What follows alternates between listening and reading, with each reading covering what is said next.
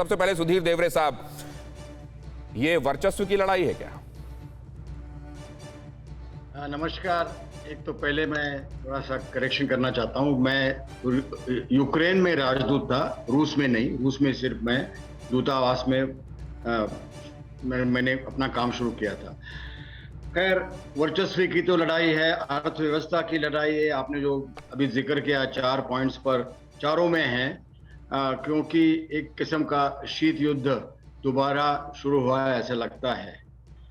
कल से जो रिपोर्ट आ रही हैं कि जिसमें रूस के सैनिक वापस जा रहे हैं, कई जगह वो अपने बेस पे जा रहे हैं, उनके एक्सरसाइजेस खत्म हुए हैं।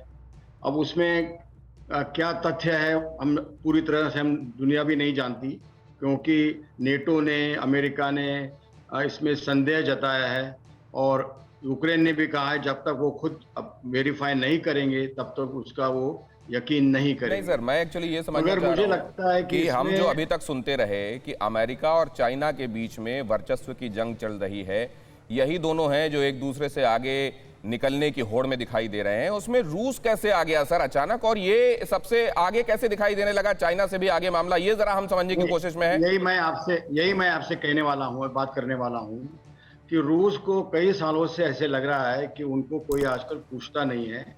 एक समय 25-30 साल पहले दुनिया की सुपर पावर थी, आज उनको people are taking them for granted.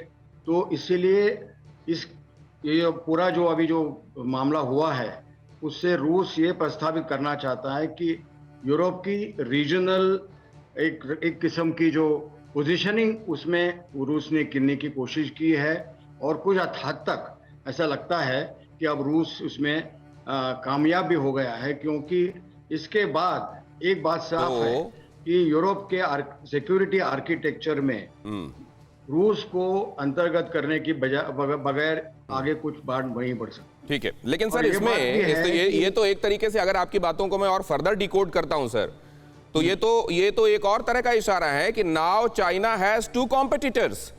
एक अमेरिका पहले से था और अब रशिया भी है दादा कौन होगा वाली होड़ में। क्या मैं ठीक कह रहा हूं कमर आगा साहब? हाँ, देखिए, बात दरअसल ये है कि अब कोई सुपर पावर नहीं रहेगा। मल्टीपोलर वर्ल्ड ये तय हो गया कि अब मल्टीपोलर वर्ल्ड ही इमर्ज होगा, और वो इमर्ज होना शुरू हो चुका है। उसको रोक, देखिए, अमेरिका की अभी तक या रूस की, इन लोग के ऊपर टेक्नोलॉजी के ऊपर मोनोपोली थी वेस्टर्न कंट्रीज की। अब वो मोनोपोली खत्म होती जा रही है। इंडिया, चाइना, फिर उसके अलावा दूसरे तभी देश, रशिया भी, जो कि अब बहुत समय से, जैसा कि भी बताया एम्बेसडर साहब ने, कि सुपर पावर नहीं रहा, वो भी, ये सब के पास, साउथ अफ्रीका, ब्राज़ील के पास बहुत टेक्नोलॉजीज आ चुकी हैं। डिपेंडेंसी ख़त्म होती जा रही है। मार्केट भी, जो बड़ा मार्केट इस वक्त है वो एशिया इमर्ज हो रहा है, फिर उसके बाद अफ्रीका एक बड़ा मार्केट के रूप में इमर्ज हो रहा है। तेल की सप्लाई भी इधर ही ज़्यादा हो रही है। तो पूरा जो सेंटर ऑफ ग्रेविटी जो पहले अमेरिका और वेस्टर्न यूरोप में था, वो शिफ्ट हो रहा है, और अमेरिका उसको रोकने की कोशिश कर रहा है, सैंक्शंस लगा के कंट्रीज के ऊपर, कि भाई अगर हमारी पॉलिसी तुम नहीं मानोगे तो हम तुम्हारे पास सैंक्शन लगाएंगे। लेकिन सैंक्शंस भी इतने इफेक्टिव नहीं है।